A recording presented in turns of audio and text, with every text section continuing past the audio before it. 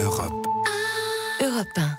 L'innovation, Anis Mbida, les ouragans Harvey et Irma ont été parmi les plus dévastateurs, mais demain, on pourra peut-être empêcher leur formation ou du moins réduire leur intensité. Oui, ce sont des projets gigantesques, parfois même un peu fous.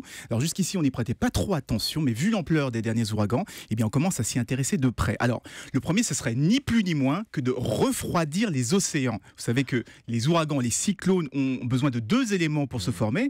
Tout d'abord de l'air chaud et humide, et surtout d'un océan à plus de 26 degrés. Donc on se dit qu'en baissant la température de l'eau, ne serait-ce que d'1 ou 2 degrés, eh bien, on pourrait les faire tomber sous la barre fatidique des 26 degrés et donc éviter la tempête. Et comment on baisse la température? On met des glaçons dedans? Presque, il y en a qui ont essayé avec un avion de jeter des glaçons, mais là, ça n'a pas marché.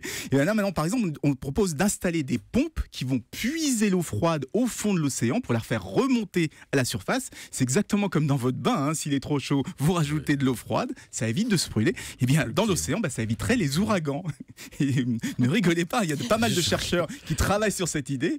Le problème, c'est que pour que ça marche, il faudra installer des dizaines de milliers de ces pompes partout dans les zones où se forment les ouragans, ce qui pourrait à la fois gêner les poissons et la circulation des bateaux. Donc un chercheur sud-africain, Stephen Sattler, a une autre idée, lui, envoyer des bateaux équipés de brumisateurs géants pour créer des nuages artificiels au-dessus des zones à risque. Des nuages qui vont bloquer les rayons du soleil et éviter que la température en dessous, juste au-dessous de la température de l'eau, ne monte et qu'elle crée un ouragan. Est-ce que c'est réaliste? On sait si ça peut fonctionner, Anissé? Au pire, ça marche. Pour l'instant, ça fonctionne uniquement sur des simulations sur ordinateur. On n'a pas encore fait de tests à grande échelle.